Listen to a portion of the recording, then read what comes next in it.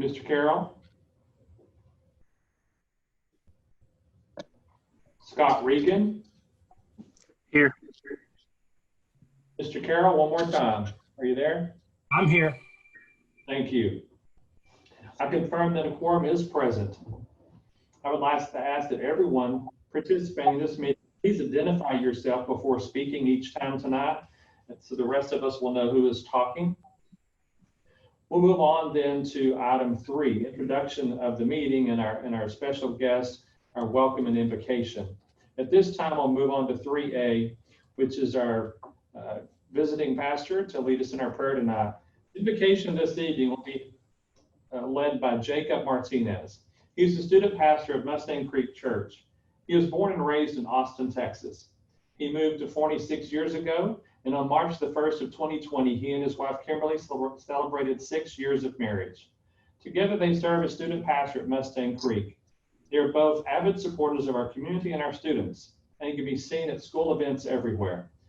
They believe there is nothing better than pouring their lives into teenagers and helping them realize their potential. Jacob also works as a pharmacy technician at Kroger. In their spare time, they enjoy exploring coffee shops, boutiques, and antique shops. When he's relaxing at home, he enjoys documentaries, reading, and writing poetry. Mustang Creek Church adopted North Forney High School and Crosby Elementary by offering support to the students and staff. Most recently, they've been instrumental in collecting food and items for our resource hubs during this coronavirus.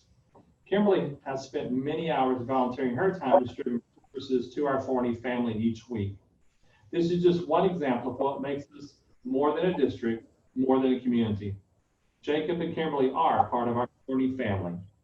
At this time, please enjoy the video.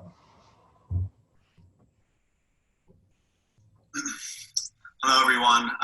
My name is Jacob. I work at a church, Mustang Creek Community Church. On behalf of the church, on behalf of the community, first of all, I just want to say thank you. Man, I can't imagine just the questions, the struggles, all the demands to try to adjust at a moment's notice to serve our community. And so, man, just thank y'all for everything that you're doing. You know, who knows how long this is going to last, but we are proud to just serve alongside you and just help however we can. So, man, thank you. From the bottom of our hearts, thank you. Let's pray. God, we thank you, Lord, for just technology. Like, we are still able to do this via technology. It's been a hard stop and just to adapt, but man, we're just grateful just to be able to connect still. Lord, we just pray for wisdom. Would you give everyone wisdom, Lord, to continue to lead through this craziness, God? Would you just help us to serve our community well? Would you help every administrator, every teacher, every leader involved to make the right decisions, Lord, the hard decisions. God, would you keep us safe? We pray protection over everyone, Lord, that is interacting in the community by necessity. Lord, we can't just abandon teenagers and students and children. Lord, we have to serve families. And God, would you honor those that are serving on the front lines, Lord? Would you just keep them safe? God, and in every moment, God, just lead us, help us to hear your voice, to know what to do, the decisions to make. God, we trust you, Lord, no matter how long this takes. God, would we just be united in unity? Would relationships grow stronger because of this? Would we just come out of this stronger than ever before? A community that is linked, that nobody can break, a school district that is linked, that will not fail. Would we see good things come out of this horrible, horrible situation? Above all, Lord, we trust you. We need you. And just lead us through this. In your name, Jesus, we pray. Amen. Thank you, Jacob. Moving on to item 3B, a pledge of allegiance.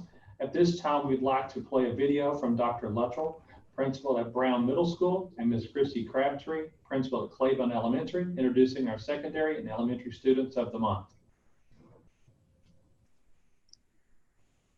Good evening, Dr. Terry and school board members. I have the great pleasure of introducing Rachel Trainer to you. Rachel is an 8th grader at Brown Middle School. She attended Smith Elementary, and she's the daughter of Lisa and Charles Trainer. When I asked teachers who should represent Brown tonight, they overwhelmingly chose Rachel. The phrase that came up over and over is, "Rachel is a rock star." Mr. Cognac says she's reliable, and you can always rely on her to do the right thing. She's a leader, and she leads by example both in and out of the classroom. On top of that, she's level-headed and brings a fresh perspective and well-thought-out perspective to any conversation. Ms. Hasbrook says you can always count on her. Outside of the classroom, I can recall a time, a theater performance, where she was not afraid to take the lead to keep the other students in line as part of her responsibilities as a tech crew. Ms. Ritchie and Ms. Reeves, through student council, say she is one of the most responsible students they've ever met. She brings big ideas, a strong work ethic, and a positive attitude to every meeting and every event she attends. Mr. Gillies gives a great story that he talks about. One of her favorite things is her coming to him about recommendations for books to read. He gave her a favorite book, one that was well above the 8th grade reading level, and they got to talk about it throughout the year. It wasn't an easy one to read, and the fact that she pushed through it says something about her. And he goes on to say, "I'm sure at her age, I would have pushed it aside and not picked up again after the first 30 pages. I'm extremely happy that she completed it right before spring break. We got to share our thoughts on it in between instruction." And finally, the teachers conclude with, "The future is bright for this young woman. She will be a leader no matter where she goes. North Forney High School is in great hands with her, and whatever college will be lucky to get her is getting a great one. She is humble, selfless, and a character-driven student. I really look forward to seeing where she goes in the future. Wherever it is, to be at the top." Thank you, guys, and welcome, Rachel Trainer. Good evening, board and Dr. Terry. It is my pleasure to present Amelia Thomas, 4th grader at Claiborne Elementary. Amelia is the definition of a ray of sunshine. She brightens everyone's day that she comes in contact with and fuels our ride with positive energy. Treats everyone with a smile and positive words. Amelia is a friend to everyone and exhibits what it means to love your passengers. Amelia is definitely a driver on the Claiborne Energy bus.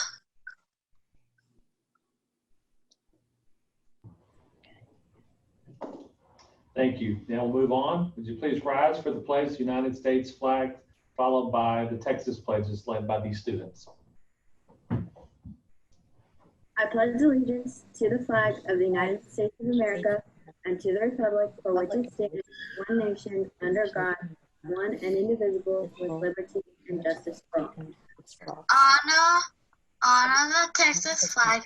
I pledge allegiance to the Texas, one stand under God, one invisible.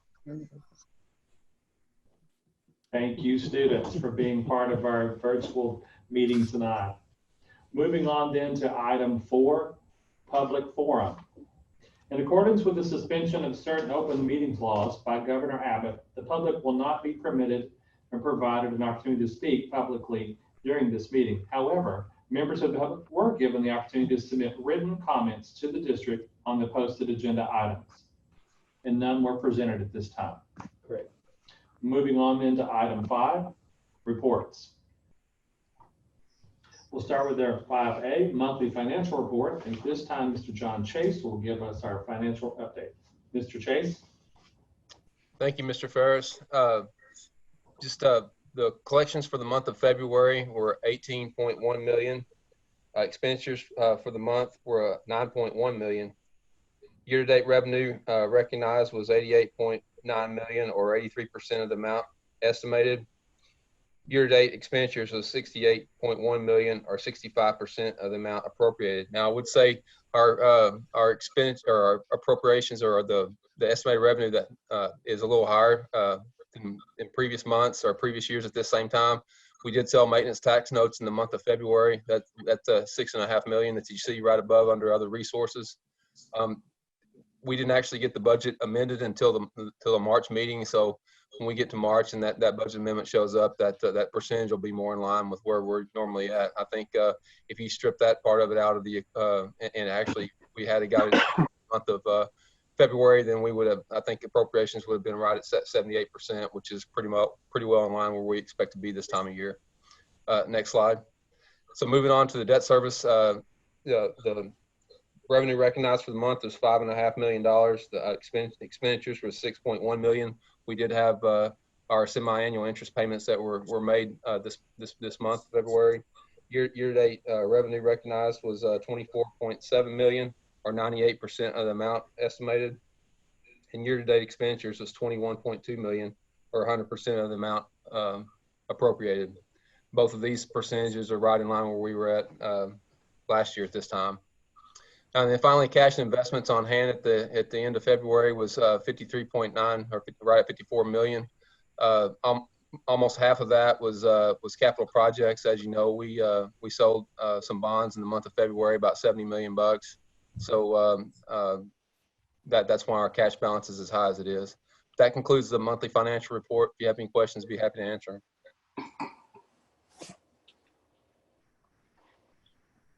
And I hear none. We'll move on into 5B, district operations and virtual learning update.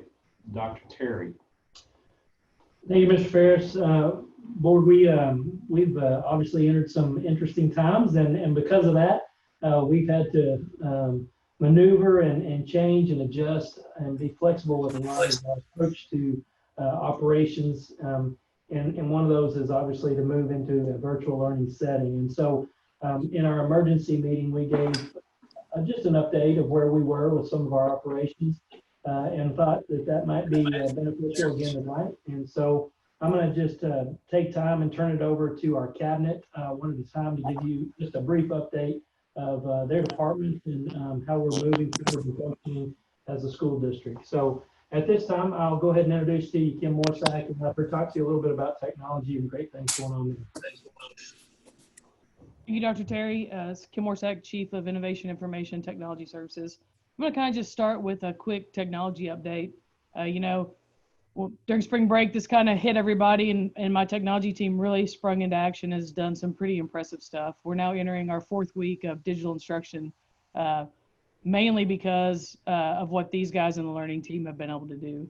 So because of your foresight and leadership, we were able to change over to a badging system and get rid of our keys over the past 2 years. And because of that, we were immediately able to log down all of our campuses as the county limited the people who were allowed to be meeting and grouping and on campus. We were able to manage that remotely and keep everyone safe. That's been very, very, very helpful.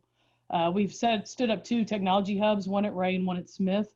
Originally, they were there every day, passing out Chromebooks to students. We backed that off to 2 days a week, just to kind of limit exposure. And those have really slowed down over the last 2 weeks.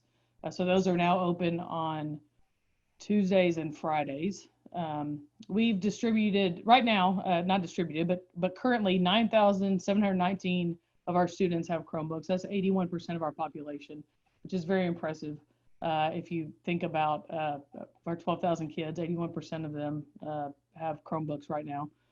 So to make that happen, those guys have deployed approximately 1,000 Chromebooks for our K-3 students. Kids who didn't have it and whose parents couldn't get up to the hubs, we've hand delivered those to their doorstep to make sure everybody has the resources they need. We also enabled mobile Jabber for 600 users. That means every teacher at their house can make phone calls from their school phone using their cell phone or a desktop computer.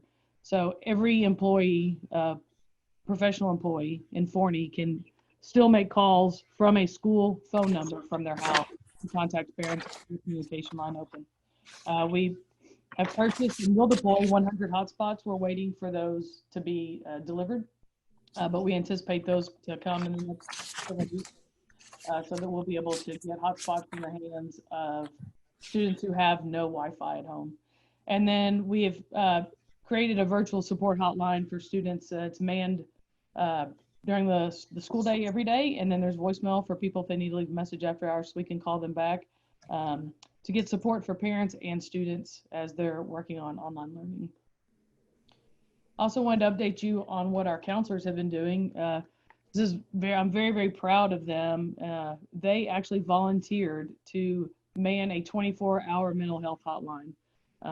So right now, if a child is in a mental health crisis and they need to talk to someone, there's a counselor who will answer their call 24 hours a day. And that was a voluntary thing. They said they were worried about our kids and they wanted to take care of them.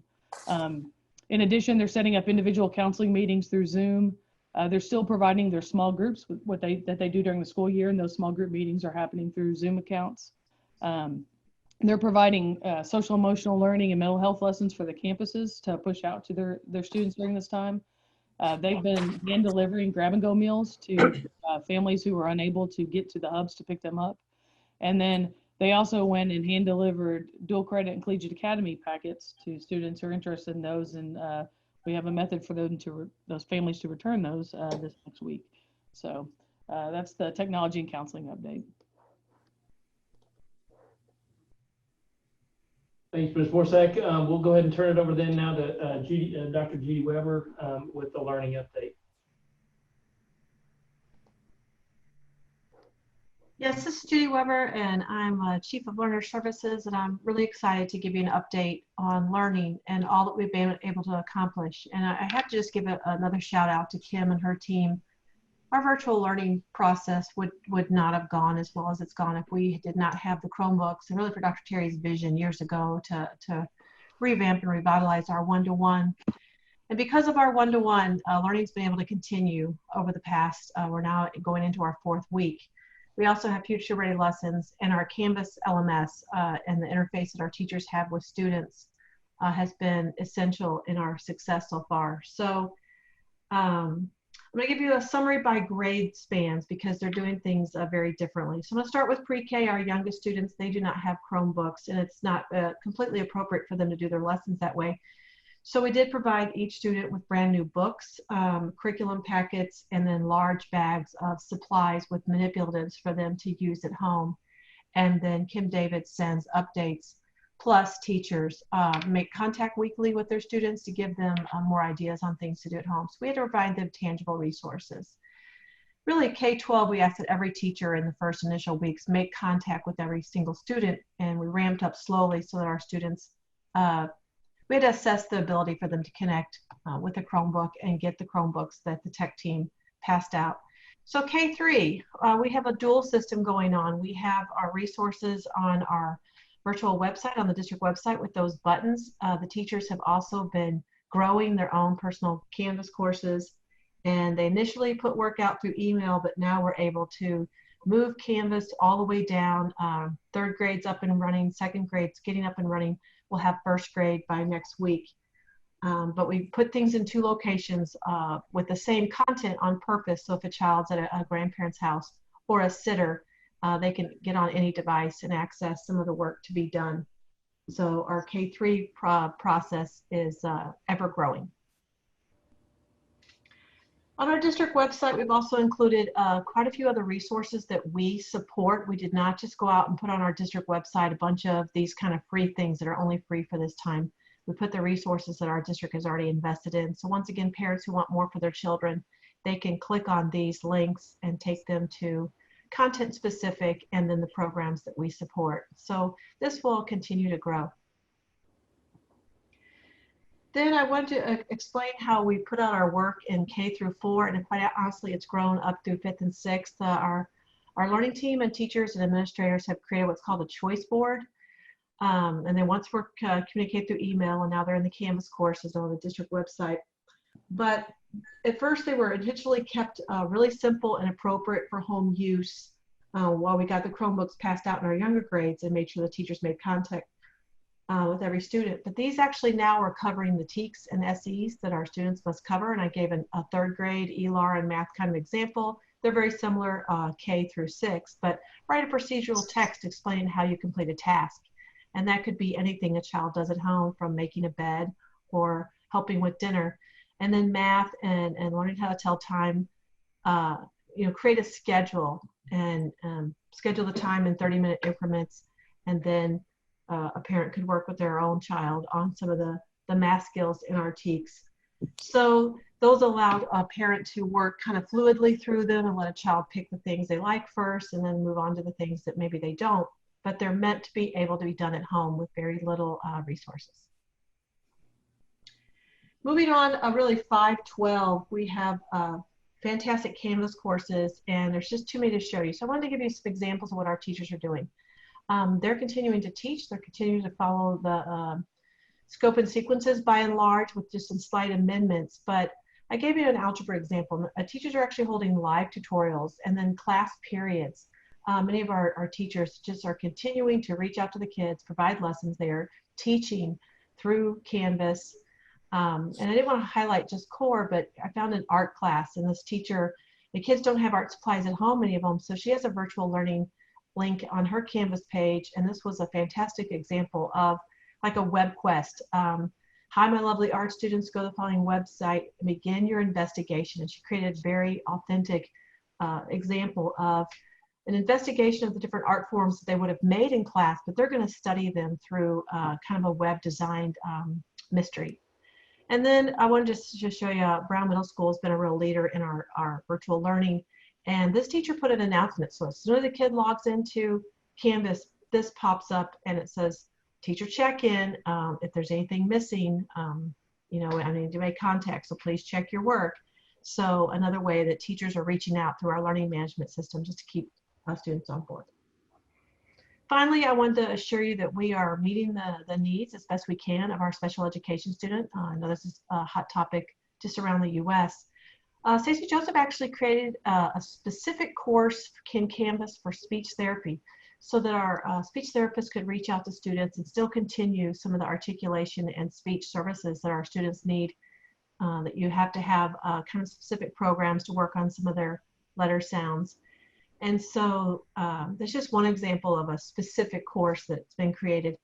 For our students in specialized units, we actually, our SPED department created individualized task bags per the student's IEP. So if they're working on motor skills, they've got items to sort and things to do with their hands to meet their needs. And then in our resource and inclusion classes, the teachers are coming alongside the teacher Canvas courses, and they're in those courses along with the content core teacher, and they're going through and then supporting the students as they attempt to do the work that the classroom teachers have put out to our students.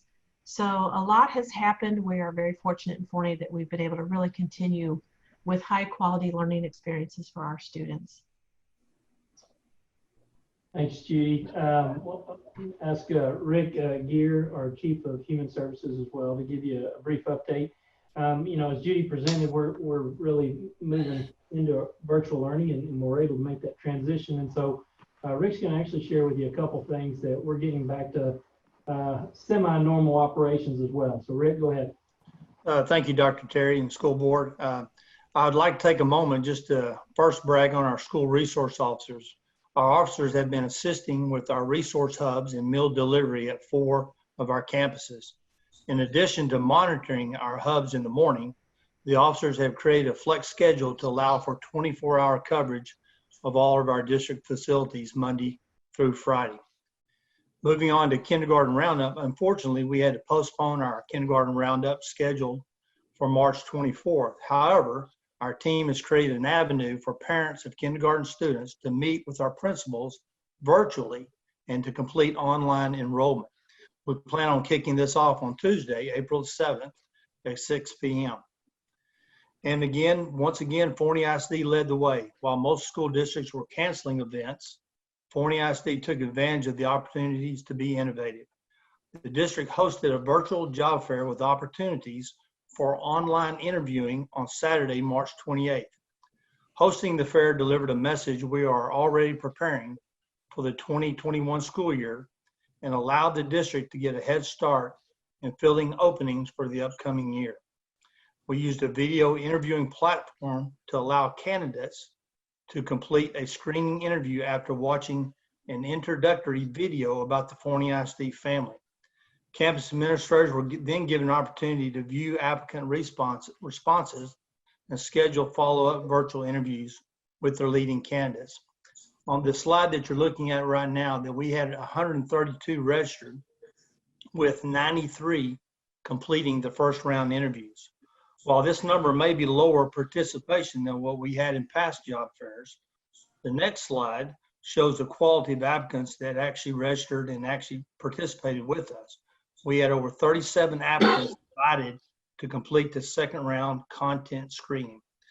And my last slide, we thought this was interesting. We tracked our virtual job fair participant source just for future references on how we can use our resources to best market our job fair. As you can see, our Forney ISD website was probably almost 50% of where that information was actually came from. Our current Forney ISD employees also shared that information for about 22, 23%.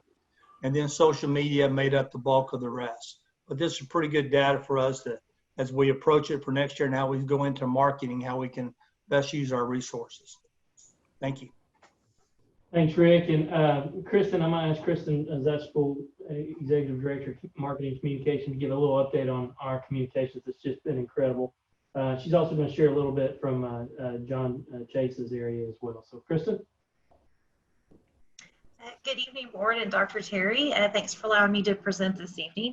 As you know, partnerships falls under our department here in communications.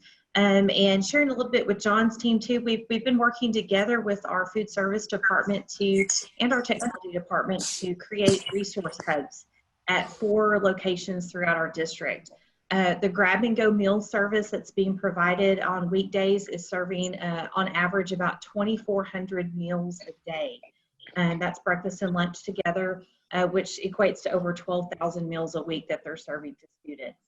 Our backpack program that was in partnership with the Forney Food Pantry is continuing. We pick up those backpacks and we make sure that those are available for students to pick up every Friday as they come through the grab and go meal line. Our local churches and service organizations have been collecting food items, school supplies, personal hygiene items, all of the other resources that you see there, and they are packaging those up, and then we provide those on Friday in our community resource hubs. You'll see there we've handed out quite a few food boxes, and those are boxes that include meals for a family of 4 for an entire week. And we've had some school supplies picked up and a lot of personal hygiene items as well. So we have handed out some bottled water that we've had as well. We still have some of these resources available, and our churches are collecting every Sunday to restock those each week. In addition, our communications has also been working to make sure we're sending clear communications out to our families and communities. One of the things we want to make sure we do too is thank our volunteers as we go. I had a slide on there just to thank our churches there.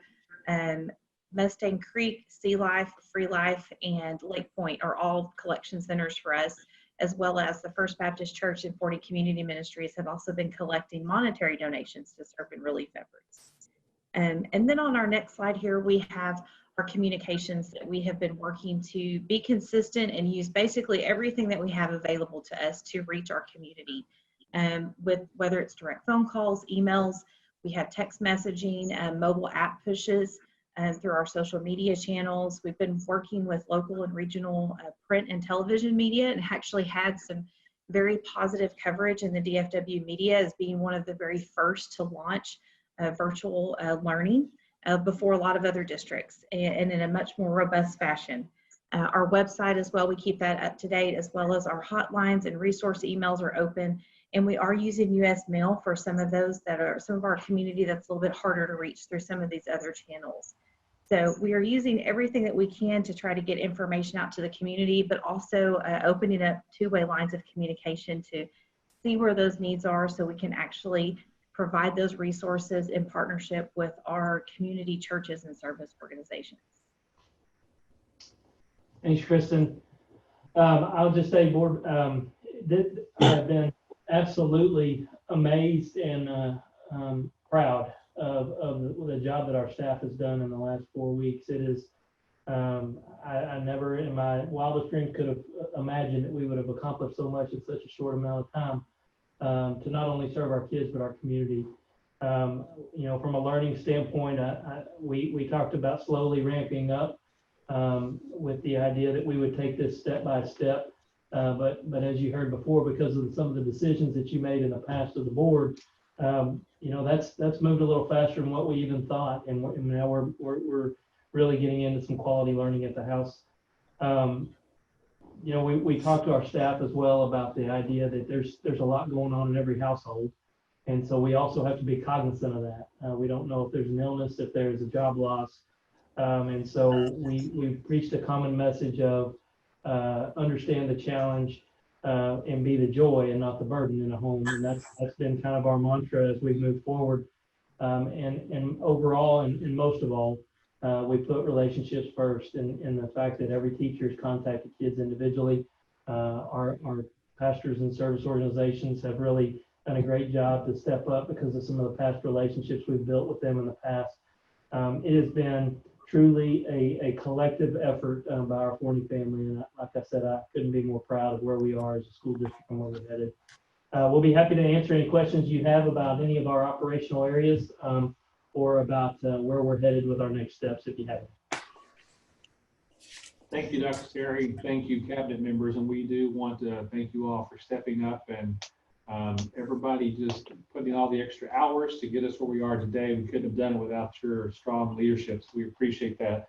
Are there any other questions from the board?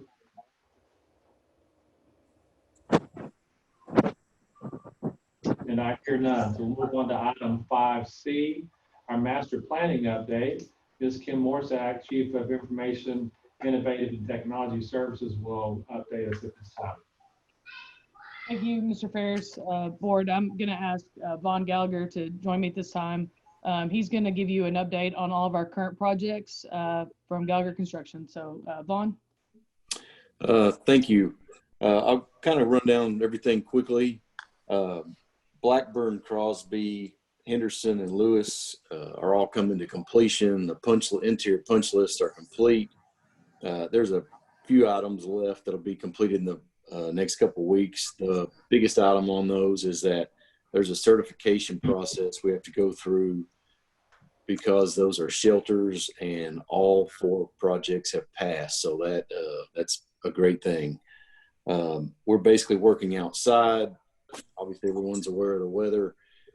Trying to get the landscape in, hoping to do an exterior punch list this week. But if not, it'll be shortly thereafter, and those projects will be wrapped up. On the administration building, phase 1 was completed. 95% of that work was completed over the spring break period and the 2 weekends around it. But it's all totally complete now. And work has started at the high school culinary modifications. Interior construction's going on currently and progressing just fine. On the middle school, intermediate school, just beginning out on the site. We've got the survey for the building corners established, stripping of the grass and topsoil for the entire site, installing the silt fence, and working on temporary roads for access to the job site. The biggest thing we're trying to do out there is just get the areas dried up to be able to perform more work. And we're also working on some temporary provisions for drainage to assist that as we continue on through the rainy spring, so we can make the most of what we've got going there. Is there any questions or anything I can answer for anyone? Mr. Ferris, this is Christopher Andrews. I have a question. Go ahead, Mr. Andrews. Vaughn, have you seen any subcontractors or vendors not showing up on any of the job sites due to the situation we're in right now?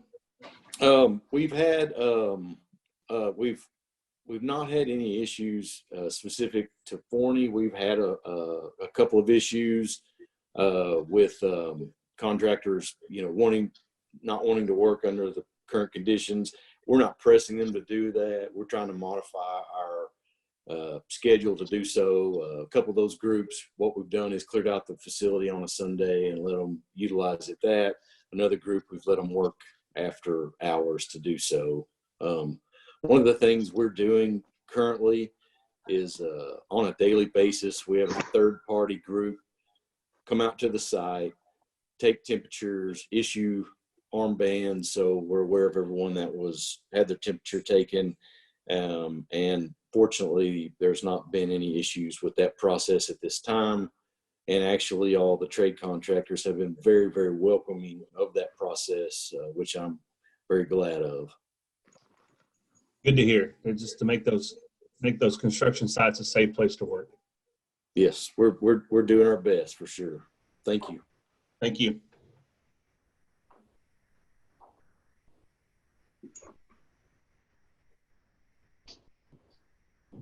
No other questions? Okay. I also have an updated design from Huckabee that I'd like to show you. This is Rhodes Intermediate and Jackson Middle School.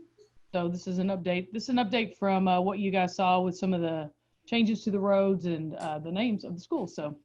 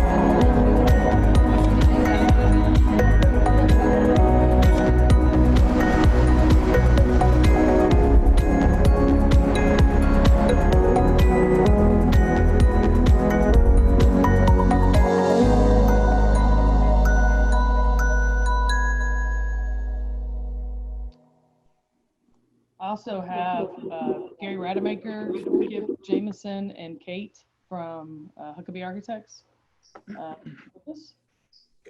Thanks, Kim. Good evening, President Ferris, Board of Trustees, Dr. Terry. This is Gary Rademacher with Huckabee, and it's a pleasure, an honor to be with you. As Kim showed, for Jackson Middle School and Rhodes Intermediate, the animation was updated. I think the last time you guys got to see that was several months ago. So there's been some changes along the way that we wanted to share, sort of the most current and what was bid and what is getting ready to be built. So very proud of that and proud of the teamwork that we've been able to share with you guys and with Gallagher. I'm going to introduce Kip Jameson, our associate principal, and he's going to walk us through with Kate Dunphy, the Griffin Elementary School. Kip. Thank you, Gary. Board members and Mr. Ferris, I appreciate the opportunity tonight. Kate has actually been doing the lion's share of the work on this, and this project is progressing right on schedule. We're roughly a month away from issuing this to the Gallagher Construction Group to get it out on the street to start bidding. So I'm going to let Kate take this and just walk you through where we are to date, knowing that we've got a little bit of work to do in a short period of time. Kate? Hello, everybody. This is Kate Dunphy, Huckabee. I'm going to do a quick overview of the floor plan really quick, and then we will zoom in and focus on the hub and the academic neighborhoods. I'm going to show you the identity that this Griffin Elementary is starting to take. If you'll remember at our last presentation, the floor plan, this is the first floor of a two-story elementary school in Devonshire. And you can see the entry up to the top right. Can we point on? Perfect, thank you. And that will bring you right into the admin space, and we'll introduce you to the hub in just a moment. That connection where Kim is pointing her mouse on the south side is the student entrance and the parent entrance. All visitors will enter from the north. You can see out to the left are all of the academic corridors in the yellow. Just to give you a quick refresh, going kindergarten, first, second grade on the first floor, third and fourth grades up on the second floor. Notice, if you will, the teal color where she is pointing now. Thank you, Kim. That is the hub. So a lot of what we're understanding about the new concept for curriculum is that the hub is the center of the campus. So what we really tried to do here was we took walls out to open up the hub into this corridor space. So you'll see it's really not bound by corridors. As you walk through the door, you'll see this teal space, and we'll look at that in just a moment up close. But I want you to see we're really trying to pull the extents of this hub out into the entry of the building. So Kim, if you'll go to the next slide, we'll zoom in. So here you can see we're focused just on the entry and the hub.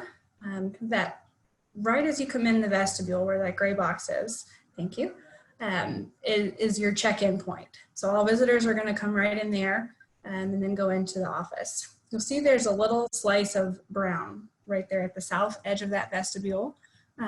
We're starting to introduce the learning platform that takes place across the whole hub into that vestibule. So that way visitors are starting to get a taste of what's going on in the hub. It's also all glass along the north entry there, so that as visitors approach, they're seeing activity, they're going to see the colors that are inside the hub. That's all of this energy is what's starting to welcome you to the campus. So Kim, if you'll go to the next slide, please. This is your view as you walk into the vestibule. You see the image on the left is just as you come through the front door. You see this very warm platform that connects straight into the hub to the left. This will serve as seating for visitors, those who are waiting to check out students or be admitted into the campus, and just start to introduce you to this concept of what's going on inside the hub.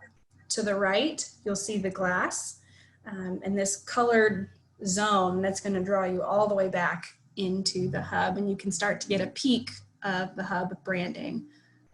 Up at the top right, you'll see the three little rectangles, the blue, the green, and the yellow.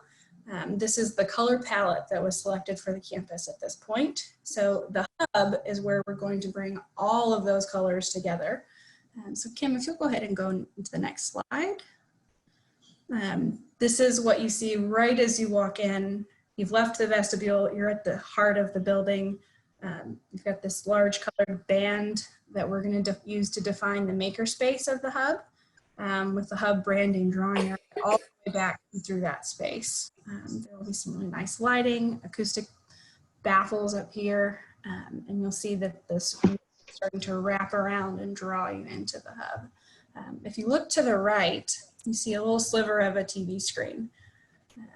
We're starting to do is use this platform to the left and the TV screen to the right to show you how students and teachers are going to be able to actually use this corridor space as the learning environment.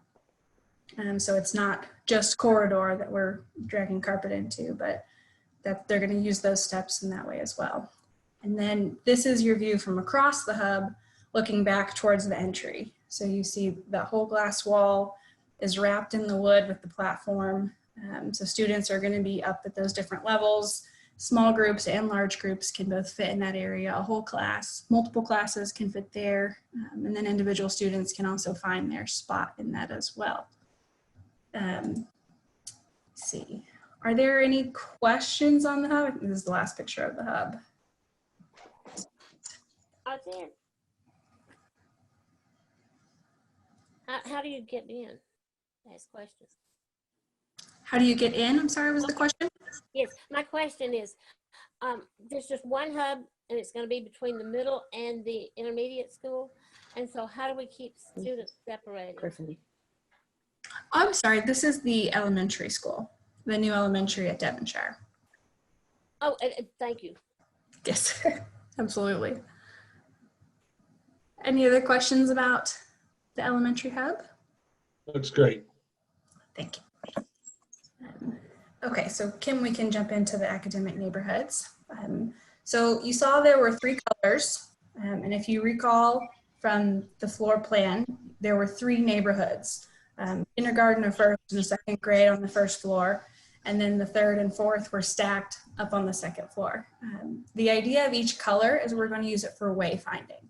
So the first grade hub is all going to be that one blue color, but as you go up and down this north-south corridor, there'll be a mix of the colors so that the students still can feel where their color fits in to this whole wayfinding palette that we're defining at the campus. So what you see here is one of the academic pods.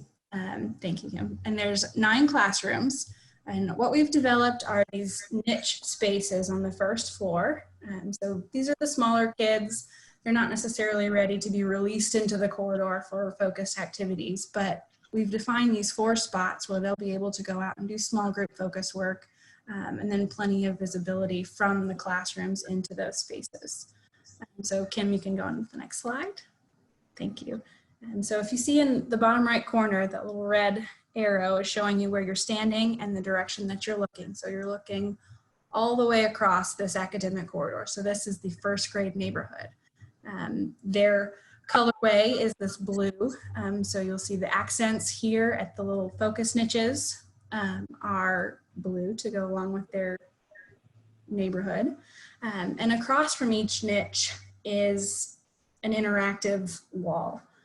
So in this first side, you see markable wall that goes all the way down to the floor. So students can write and teachers can write and everybody can interact at different heights. And then across the hall, each neighborhood would have a display out in the corridor as well for digital signage, display student work, announcements, and things like that. And then we're addressing obviously acoustics with the baffles that you see hanging down to kind of bring that space down into the niche. With the visibility in the corridor, you see those windows to the sides, they're up at 4 feet.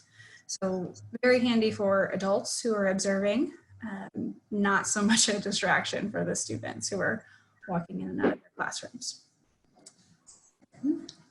And then this is just a slightly different view so you can kind of see the attention that we're putting into this little focused niche. We'll build in a bench, it will be cushioned, comfortable seating for a couple of students and a teacher or a small group to do a small work activity out here in the corridor. That's it. Questions? Thank you, Kate. Any further questions from the board? There's just one niche for all of that area, right? For them to sit? There's actually 4. There are 4, good. So that if we have like dads of great students, watchdogs, that they would be able to go in and work out in the hallway for each teacher. Absolutely. Good, thank you. Absolutely. Yeah, Ms. Green, that's a great thing to point out, and that's the idea with, you know, what you saw was a first or kindergarten hallway, and, you know, pulling kids out to read a book or have them read to you or do a little mini speech lesson, those types of things at that grade level. Those are great little spaces for it, for very small groups. As we move upstairs, I think what you're going to see as we progress with the design is a room for, you know, larger groups of students, 5, 7 students that may be able to slip out and do a collaborative project in the hallway corridor areas. Absolutely. Thank you very much. Ms. Morzak, any other information to share? No, sir. That's all for our master planning update, unless you have any questions that you need me to answer. Dr. Terry, are we ready to move on? I think so. Pretty excited about where we're headed with Griffin, and I think you guys see the ground is already broken over at the middle intermediate, so it's coming on fast. So we'll keep you updated. Thank you.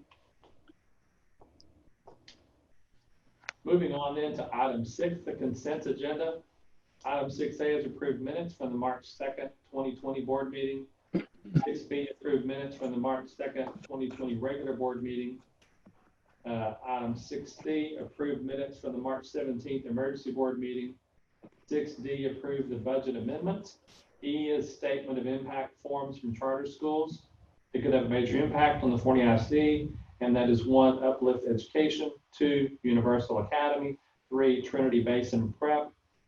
6F, approve the closed school waiver. 6G, approve continuation of internet service contract with People's Communication. 6H, approval of the educator appraisal waiver. Board, please take note here. The next procedures we have are a little different. The board can take action on each item separately or collectively. I will call for a motion. Please identify yourself by name as you make your motion, please. Do I have a motion? Mr. Ferris, this Ben is Johnson, I move that we approve the consent agenda as presented collectively. Kate Johnson. I heard Mr. Johnson making the motion. Do I have a second? This is Becky Dobbs. I second. Thank you, Ms. Dobbs, for the second. All in favor, say aye. Aye. Aye. Any opposed, please say no. And I hear none. Motion passes with all members voting in favor of item 6, consent items. Thank you. Moving on to item 7, consideration and possible approval of middle and intermediate school bids. Ms. Kim Warzak, Chief Information, Innovative and Technology Services, will present us the school bids. Thank you, Mr. Ferris. I actually have Jeff Fisher here with me to help present this. Gallagher has all of our bids, and he has tabulated those. So I'm going to let Jeff present these to you. Mr. Fisher? Thank you. Mr. Ferris, members of the board, Dr. Terry, good to be with you guys tonight virtually. As you will recall, at the March 2nd board meeting, we asked and the board approved the site, steel, and concrete packages for the new middle school and intermediate school. Subsequent to that, we did receive bids on the balance of, well, I won't say the balance, most of the balance of the packages. And so we're presenting that information to you tonight. I apologize that the print on this is pretty small. But we'll get to the important information in a little bit. The sheet that Kim's showing right now has all of the construction costs, all of the fees, contingencies, FF&E, everything totaled out. And then the totals down at the bottom. So the important information that you want to know, as you may recall, we bid this project with a base bid, which was a finish out for 1,200 students, 600 on each side. And then we took alternates to go ahead and build the shell spaces for both the middle school and the intermediate school. We also took alternates to finish out those shell spaces on both sides. Then an alternate to go ahead and build the gym and fine arts area for the intermediate school. So the good news is we had budgeted a project total of $111,700,000 for the, basically we had that budgeted for the base bid and the 2 shells, the middle school shell and the intermediate shell. We ended up getting very favorable bids on all of the alternates, somewhat favorable bids, a little bit under budget on the, actually the base bid, and then significantly under budget on all of the alternates. So we're coming to you tonight recommending that the entire facility be built out at this time, and that totals out to, you'll see at the bottom there, $107,936,101. So the next slide, you'll see that equates to a total savings to the district of $45 million, which is a combination of the construction costs being a little bit less than what we were expecting, and then the inflation savings is most of that we'll realize by going ahead and building out the shells and the finish out now, as opposed to waiting several years down the line to go ahead and build those, to build out the entire facility. Thank you, Mr. Fisher. As you can see, board, we're very excited about how these bids came back. This is obviously excellent news. So At this time, it would be our recommendation that we approve the bids as presented. Thank you, Mr. Fisher, for all your hard work. Ms. Morzak, we like that savings. That's almost equivalent to another elementary school right there. So thank you very much. Any questions from the board? Mr. Ferris, this is Christopher Andrews. Couple of questions. There was one slide that showed a credit to go to, was it Carrier? Is that correct? HVAC? That's correct. All right, so are we accepting that versus, is that something versus what was in the specifications? Yeah, so what we did there, that alternate actually, we had a base bid to use AON direct drive HVAC units, rooftop units. And then we took actually 3 different alternates. We took an alternate for Train, an alternate for Lennox, and an alternate for Carrier. And the Carrier units came in, as you can see, almost $300,000 less than the AON units. That was the highest credit that we received on those 3 alternate items. The other thing with that is that these Carrier units are a 2-stage rooftop unit as opposed to the direct drive, and the 2-stage units, based on conversations with the maintenance and maintenance department with Mr. Gibbs, y'all's HVAC technicians are better suited to work on 2-stage units than they are the more complicated direct drive AON units. So it's kind of a win-win for the district to go that direction. That was my next question, was to make sure that our maintenance department could handle the Carrier option there. So yes, sir. Good. Second question was, I just want to make sure that I'm summarizing this correctly, but the $45 million in savings is based on our projected budget, and that savings is due to a savings in building out now versus the escalation and pushing that stuff forward, as well as what the market is today. Is that correct? Yes, sir. That's exactly correct. All right. Thank you. Thank you, Mr. Andrews. Any other questions? Mr. Ferris, this is Heath Carroll. I have one question for Jeff. Looks like we are being asked tonight to approve the new budget of 107,936,101. Within the approved estimates that you're giving us, there's quite a few that are just labeled estimate. I'm assuming that those are ones that just haven't been awarded yet. Is that correct? Yes, sir. That's correct. So a lot of what we did, and this goes back to the selling of bonds and when those bonds are sold, we decided to wait and not bid some of the site type items that will happen more toward the fall next winter, like the turf and track, the bleachers, the football field lighting, some of the fencing, landscaping, those kind of items. We decided to hold back and wait and bid those at a later date so that it helps with the cash flow, basically. Sure. And then the follow-up question of that is, if we're approving the 107,936,101 tonight, and that gives you a new working budget, if those estimates require you to exceed the number tonight, does that mean it comes back for board approval? Those will come back to board approval no matter what. So when we bid those packages out for the trades that we haven't bid yet, we'll be bringing you those contracts to approve, whether they're over or under, either way. Dr. Terry, would you clarify the question on that? Yes, Mr. Carroll, one thing I would just clarify a little bit of terminology here is the budget that was approved at the 111.7. It was the budget tonight. What we're proposing is the approval of the actual bid itself. And so we're holding a budget of 111.7. That 107,936 is actually going to be the bids.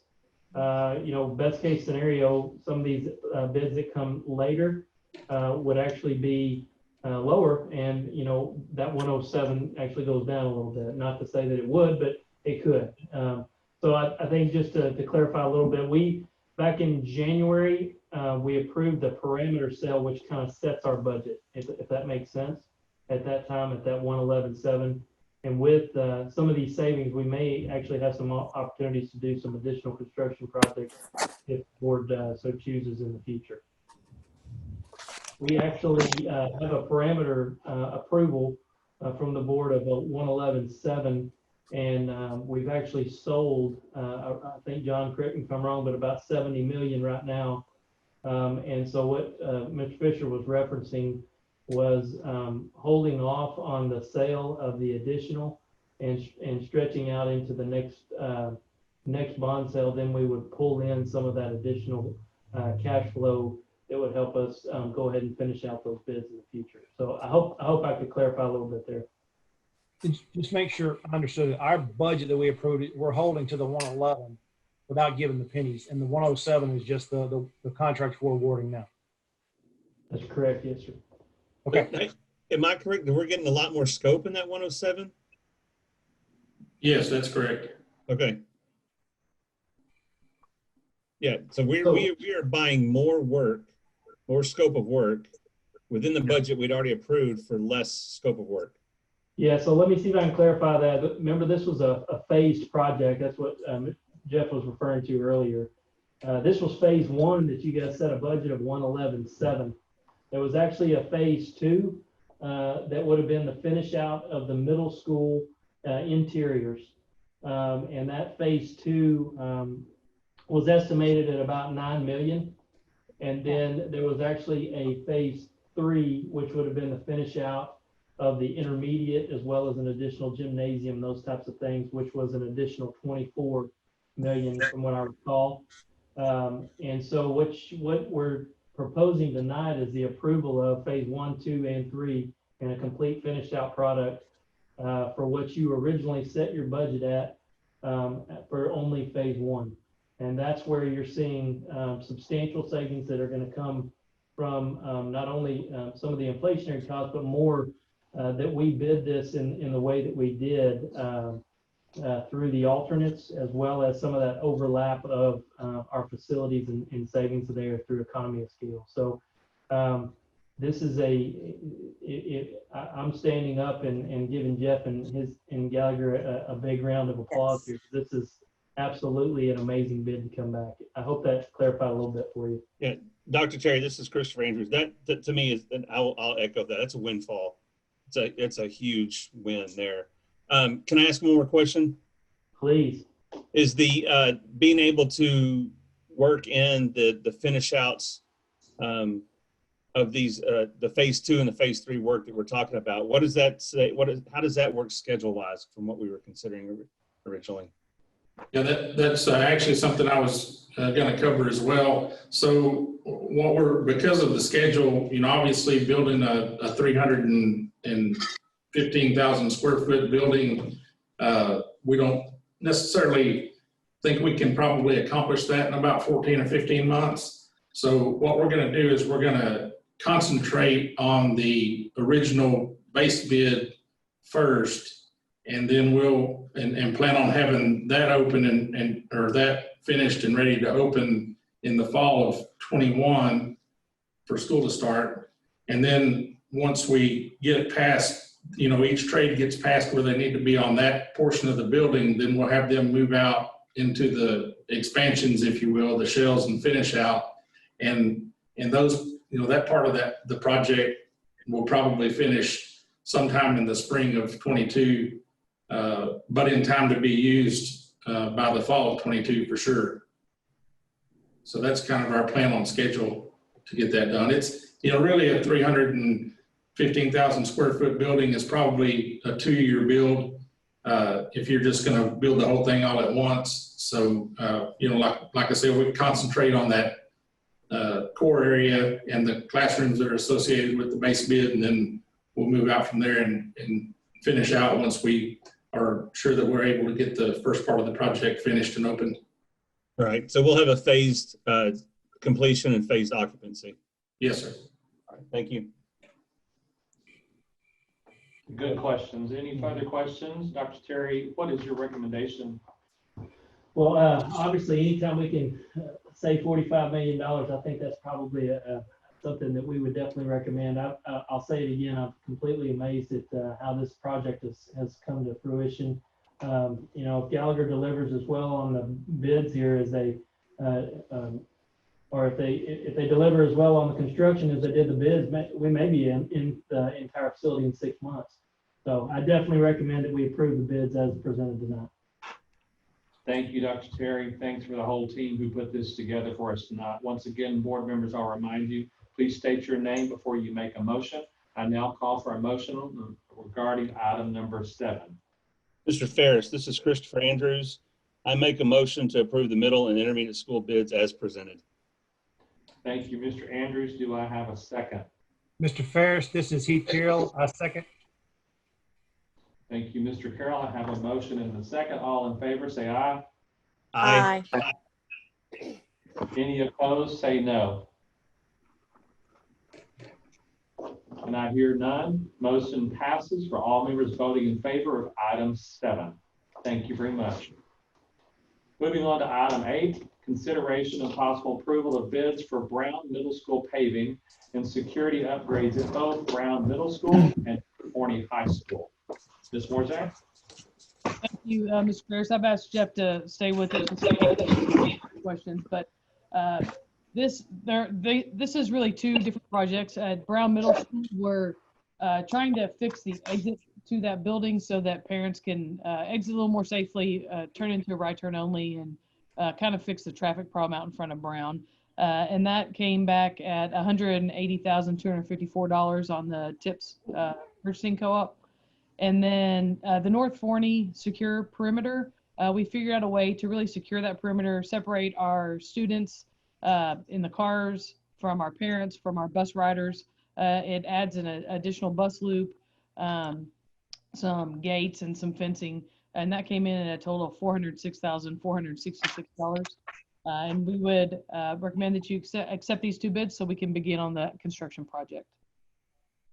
Thank you, Ms. Morzak. Do you have any questions from the board? I hear none. Dr. Terry, what's your recommendation? Mr. Ferris, I recommend we approve the bids as presented. Thank you very much. Do you have a motion regarding item 8? Please identify yourself. Mr. Ferris, this is Becky Dobbs. I make a motion to approve the bids as presented. Thank you, Ms. Dobbs. Do I have a second? Ferris, this is Chad Johnson. I have second. Thank you, Mr. Johnson. All in favor, say aye. Aye. Aye. Any opposed with a no? And I hear none. Motion passes with all members voting in favor of item 8. Moving on to item 9, consideration possible approval of the resolution establishing criteria for accepting electronic bids for proposals. Ms. Morzak? Thank you, Mr. Ferris. Board policy CH Legal and CH Local provide that you can accept bids through electronic transmission. The board just has to approve a process to do so. With everything that's going on with COVID, in order to keep moving forward on bids, not just for construction, but we'll have a Chromebook bid coming up very shortly, and some things that the business offices wanted to move forward with. We're asking the board to approve us to be able to accept those bids through electronic means. We've developed a process where we have a dedicated email address for each bid that is put forth. That email address goes into a container and is not released until date and time specified by the bid, thus keeping the bid sealed, just like they would in a normal paper bid procedure. So we're asking that the board go ahead and approve this process so that we can continue moving forward with all of our different bids that we have in the future. Thank you very much. Do we have any questions from board members? Mr. Ferris, Heath Carroll, just one question.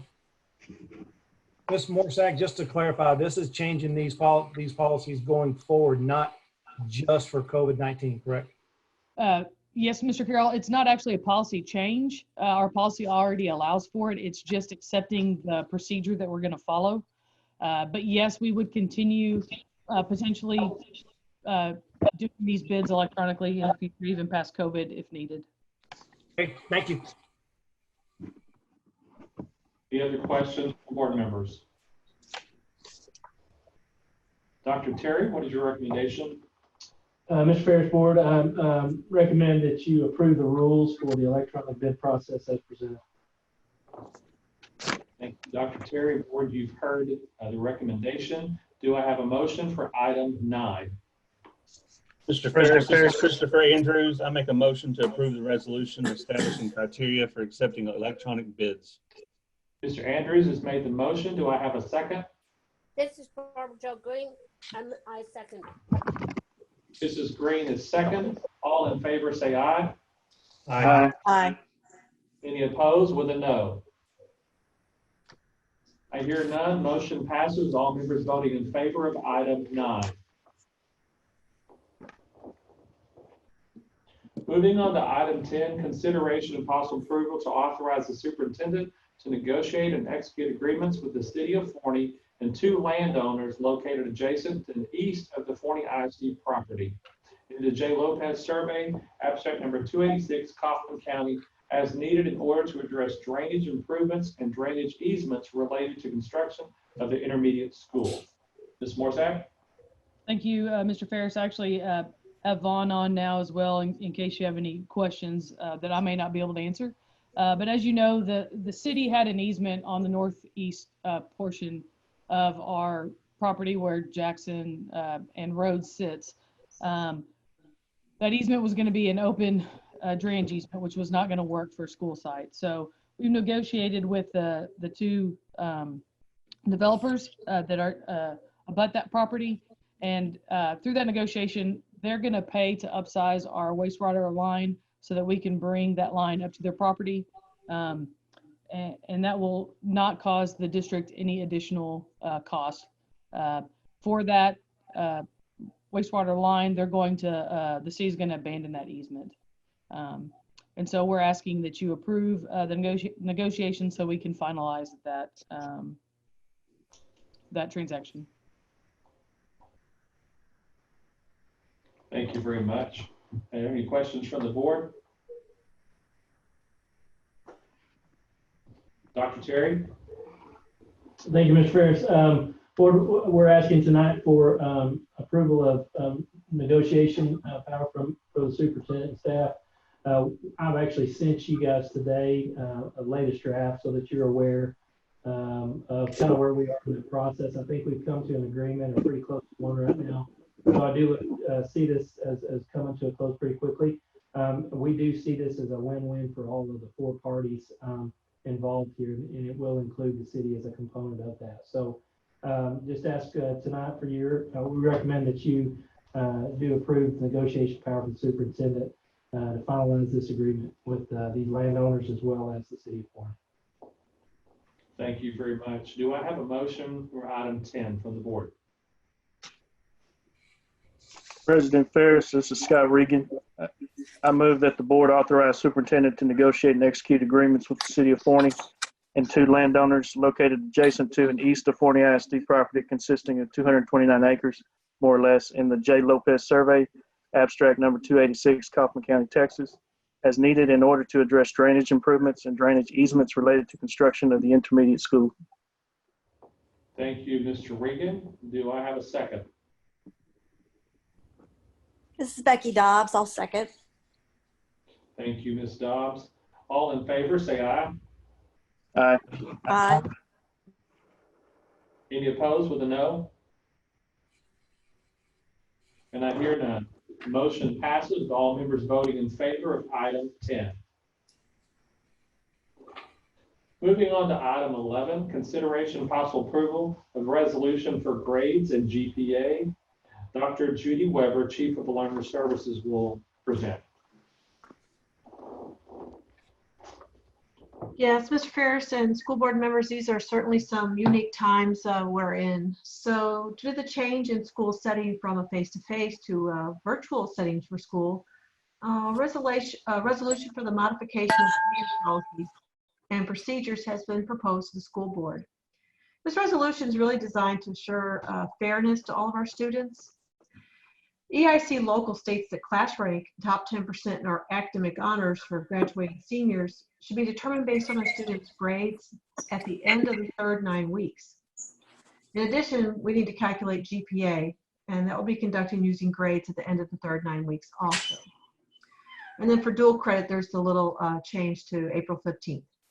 Thankfully, we completed our third 9 weeks really prior to spring break and had a kind of a natural break there. So Board Policy EIA Local provides for grading policies related to student mastery of course objectives. So our learning department has determined for our core content really what specific texts and student expectations are essential for this last 9 weeks, along with how we're going to assess that to show mastery. So during this virtual learning phase, students' grades from this point moving forward will be reflected as a mastered or not yet mastered. And this information will be used to determine credit and promotion onto the next grade in conjunction with the grades that were already collected in the first 9 weeks. So as we finalize the essential essays and the method for assessments, along with this change to mastered and not yet mastered, we will then be able to communicate, how students are doing during this time of virtual with our parents. We currently turned off the grade book while we switch over to a mastered, not yet mastered system.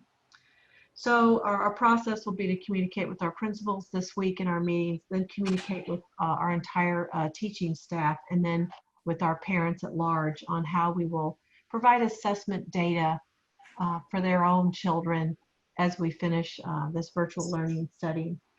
So at this time, we would like to move forward with this resolution for the modification of our policies and procedures for grading and related issues. So if you have any questions, I'd be happy to answer them. Yes, thank you very much. Any questions from the board? Mr. Ferris, this is Christopher Andrews. I have a question.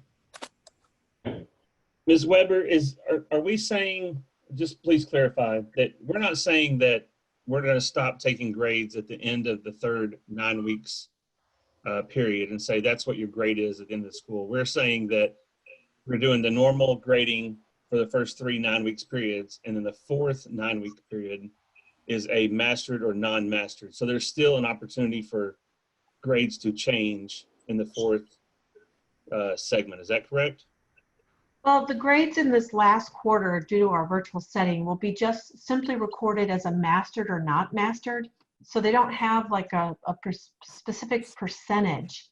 We're working currently to determine on these critical SEs that will be taught or are being taught, what kind of assessment would give us the data so the parent knows my student mastered that skill, so that they're comfortable knowing their student has moved on to the next grade or competently completed a course. So my concern or my question then is, if a student was doing fine for the first 3 of the grading periods and then just totally checked out and did not participate in virtual schooling, is there an opportunity for them to say that they did not master what they needed to master? Yes, in fact, we're working on a list right now from all of our campus, really the teachers working to the principals, and a list and a letter to go home right away that will actually say, your child has not been logging into their Canvas course, the work is not being completed, and we don't want them to regress on these important skills or fall behind their peers or have to repeat a class. We want to make sure that they're staying active. And so we have that letter, it'll have the student's name. We can get all that information in and get that out right away for the few students. And when you look at the list on some campuses, Ms. Crabtree explained that there's 5 students they haven't been able to reach. Well, we're kind of wondering if some of those people have potentially moved. Why has no one been able to get a hold of those students? But with this letter going home and hopefully teachers making contact, we'll have very few students who are really not choosing. We know we have a few students who are sick right now and we'll work to catch up their grades. But that will weigh into, on an individual basis, has the student covered the content to be successful in the next grade? Right, and then we'll be using the same criteria for student rankings and so forth as well, right? For Yeah, that was my question. high schools and so forth.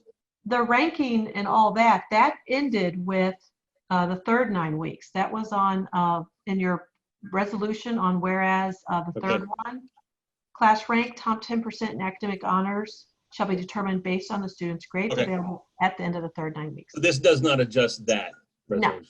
No. Okay, No. thank you. Yeah, just to clarify, Mr. Andrews, you're asking the right question. There's two things we're talking about here. The first one is the GPA and rank, and for equity's sake, in working with our attorney and hearing other school districts across the state, this is kind of pretty universal approach from an equity standpoint to freeze a numeric setting. What's more important from our perspective also obviously is that the students are learning the content, mastering the content. And so the second piece of that, as you were clarifying, is that we are going to allow the teachers to identify these essential skills with the school district, and then we'll move on with mastered and not yet mastered. At the end of every school year, a grade placement committee, if a student was not successful according to a grade typically, but in this case, not yet mastered, the grade placement committee can make that decision to move a student, promote a student into the next grade level or provide credit at that time. So there are multiple layers of people that are going to be taking a look at these kids. We obviously understand that there's a lot of settings that in the household right now that may be very, very different and challenging.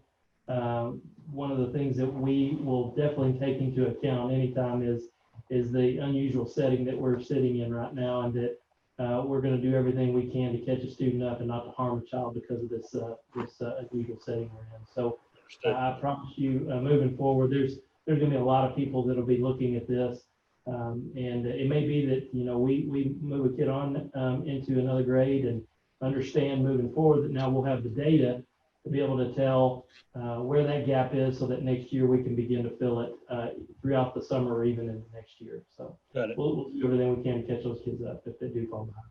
All right, thank you. Yes, sir. Thanks for asking that question.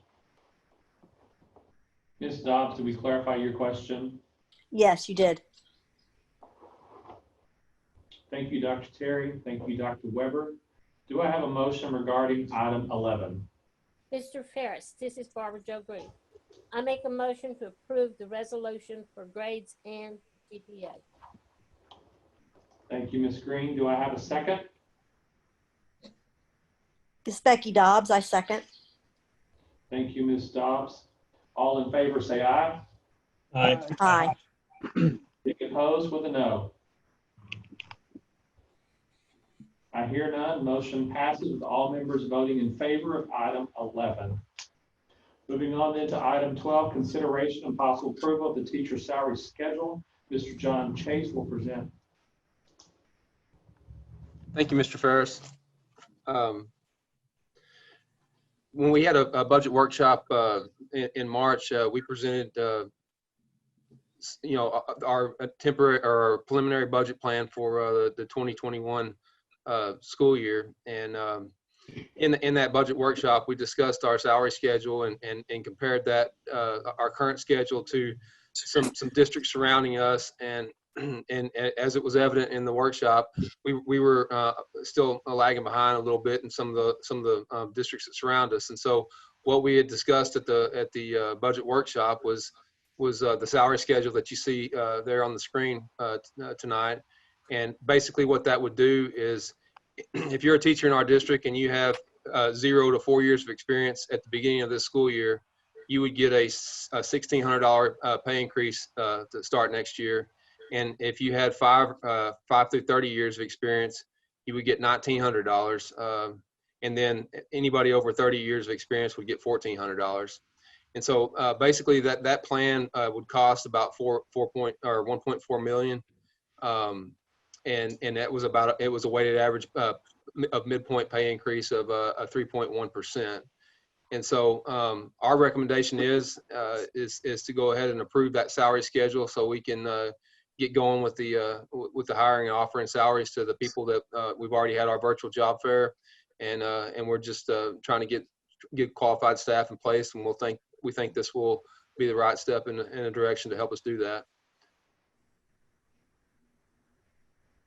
Thank you, Mr. Chase. Do you still feel confident in this recommendation based on possibly a pullback in the economy?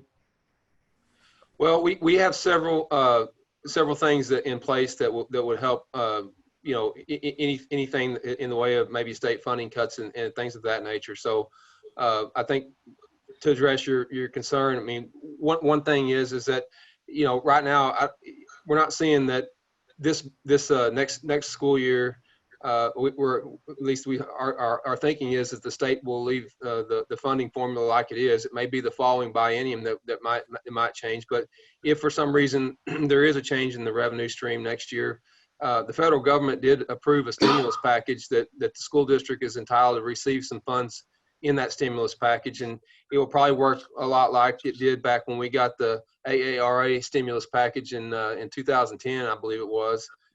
So some of the revenue cuts that we had in that year were offset by federal reimbursement. So that's one thing. Another thing is that as you know, the way the current in the current biennium, the tax rate is getting compressed, or at least that's what we're looking at right now. And if the tax rate gets compressed to where we believe it would get compressed prior to the COVID-19 outbreak, the board has the ability to add 1 cent to the tax rate this year with unanimous consent, and what that would get us is an extra $1.5 million. And basically, the tax rate would go down even by adding that penny to the tax rate. So. And the other part of that is that only $500,000 of that $1.5 million comes from the local taxpayers. The other $1 million is state aid. So, and then finally, there's a couple other things that we have right now in our favor. Is that it's been our for the last 5 years we've been awarding retention pay, which is about 1% of everybody's pay grade midpoint. We could put that contingent award based on available resources in our comp plan, as opposed to approving it outright, in the comp plan. Just put an asterisk or something by it, just subject to revenues that are available. And when we get a little more clarity in the July and August of what's really going to take place this year.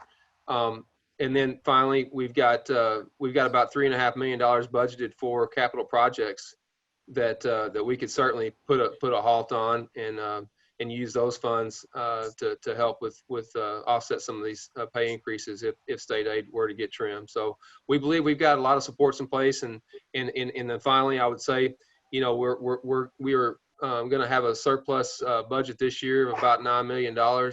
Our original plan on that was to put that $9 million back and use it for future debt service retirement or something along those lines. But if we had to dip into that, at least in short-term wise, to help our budget smooth out the edges here, that's another option that's available to us. So we've got several options. I feel certain that we can weather the storm certainly next year and the years following too. Well, thank you very much for looking at all the options and possible considerations. I can tell you've done your due diligence. We appreciate that. Board members, do you have any further questions? Mr. Ferris, Mr. Andrews. Question real quick. We obviously know that our best asset in this district is our teachers. And I think we've seen that specifically over the last 3 weeks, where they've just stepped up in this situation with this virtual learning, and they've done great things. So are we confident that with this pay raise that we put ourselves as a district paying our teachers competitively with the districts around us?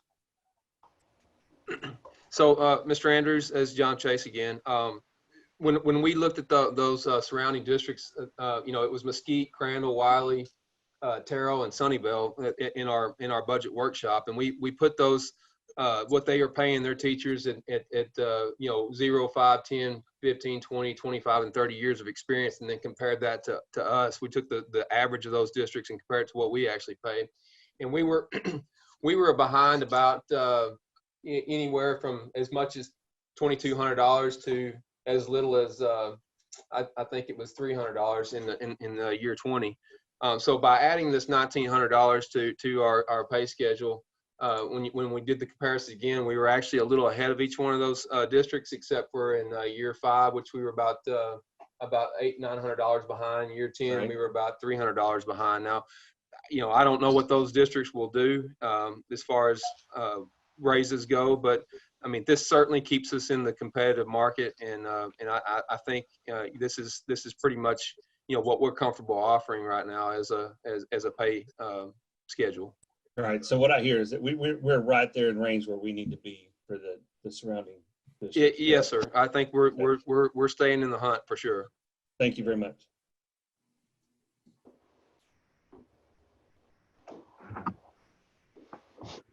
Dr. Terry, what is your recommendation? Thank you, Mr. Ferris. Obviously, Mr. Andrews, you said it best.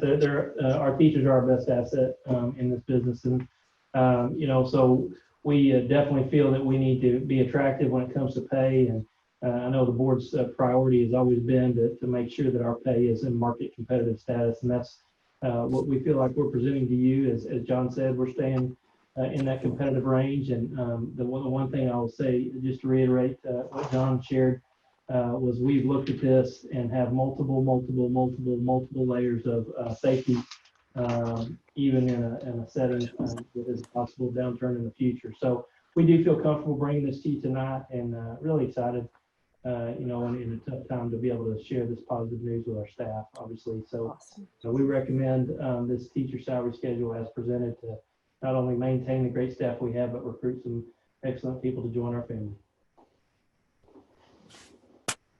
Board, you've heard the presentation. You've heard Dr. Terry's recommendation. Do I have a motion regarding item 12?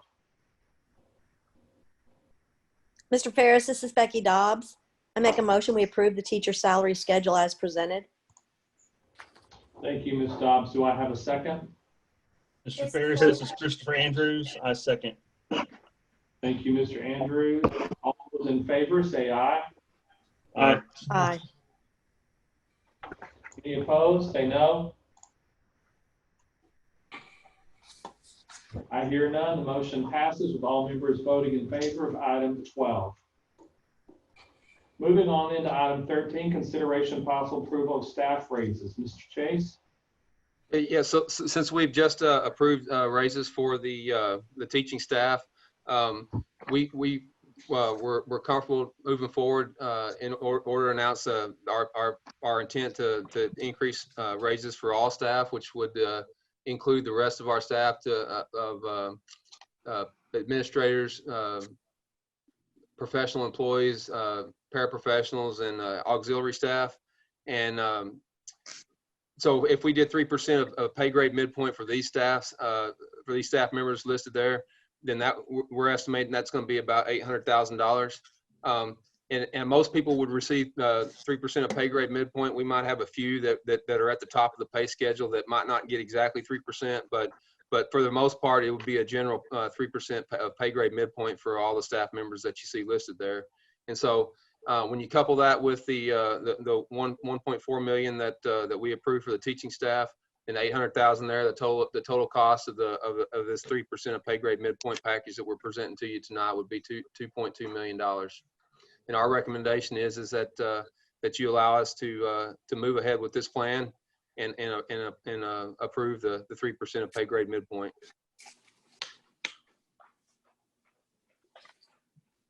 Any questions from the board? Mr. Ferris, this is Heath Carroll. Just one question for Mr. Chase. Does the 2.2 million include the FTEs we've already approved, or is that based on current employed personnel?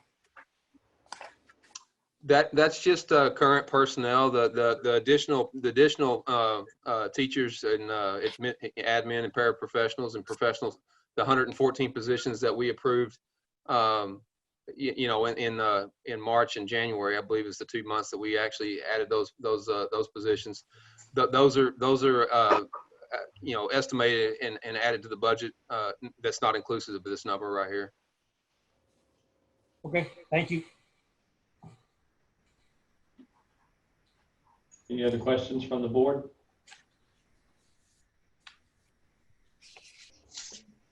Dr. Terry?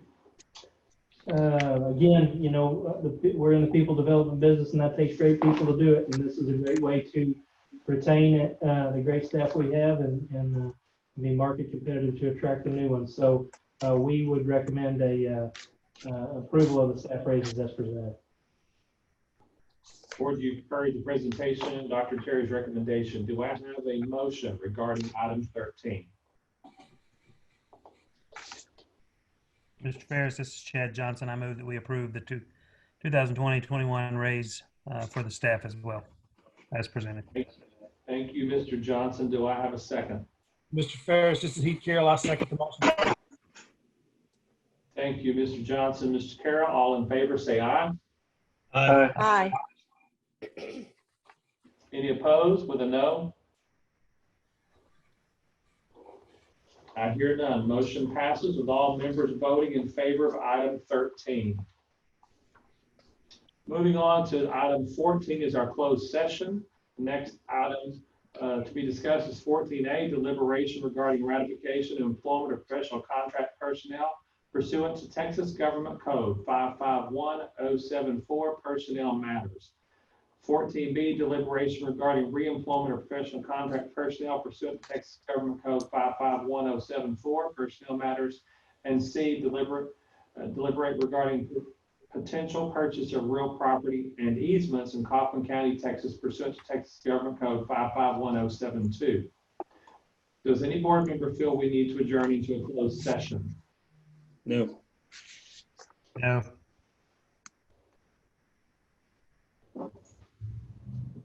Okay, I hear none. Then we'll move on to item 15.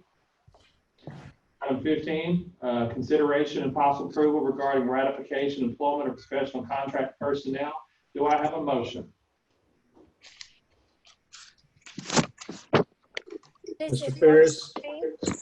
I make a motion to approve the professional contract personnel as presented to the board. And I'm glad we don't have to call out all those names 28 pages worth. Thank you, Mrs. Green. Do I have a second? Mr. Ferris, this is Christopher Andrews. I second. I have a motion and a second. All in favor say aye. Aye. Aye. Any opposed with a no? I hear none. Motion passes with all members voting in favor of item 15. Moving on to item 16, consideration and possible approval regarding reemployment of professional contract personnel. Do I have a motion? Mr. Ferris, I move that we approve the reemployment of professional contract personnel as presented. This is Becky Dobbs. Thank you, Ms. Dobbs. Do I have a second? President Ferris, this is Scott Regan. I second that motion. Thank you. I have a motion by Ms. Dobbs, a second by Mr. Regan. All in favor say aye. Aye. Aye. Aye. Any opposed with a no? I hear none. Motion passes with all members voting in favor of item 16. Moving on then to item 17, consideration and possible approval of offer to acquire property consisting of approximately 0.668 acres of a vacant property, and B, 2.954 acres of drainage easement, and C, 1.667 acres temporary construction of easement near the intersection of FM 740 and Hillside Drive, all in the J. Lopez Survey, abstract number 286, Kaufman County, Texas, by voluntary purchase or the use of eminent domain to condemn property if necessary. Do I have a motion? Mr. Ferris, this is Heath Carroll.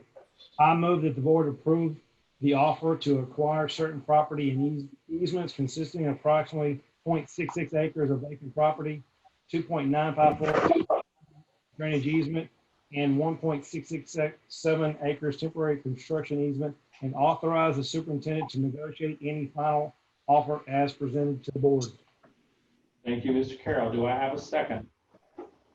Mr. Ferris, this is Christopher Andrews. I second. Thank you, Mr. Carroll. Mr. Andrews, all in favor say aye. Aye. Aye. All in favor say aye. Aye. Aye. Aye. Thank you. Any noes? And I hear none. Motion passes with all members voting in favor of item 17. That concludes most of our items tonight. Thank you all for participating. Item 18 is announcements. You should have on your screen announcements and future dates. As we know them today, it is a constant changing calendar due to current events. So please be aware and take note on the websites and all the social media outlets as needed to stay current on this. If there's no further other items mentioned here, Dr. Terry, that you're aware of? Well, sir, thank you for joining us. I hope you're getting home a little earlier than normal. Thank everybody for participating and for your cooperation in these unusual days. Once again, thank you to our cabinet and staff administration for all their hard work and for their long hours these days and putting our students first. I now call this meeting adjourned, and it is 8:42 p.m. You may now sign off. Thank you. Thanks, everybody.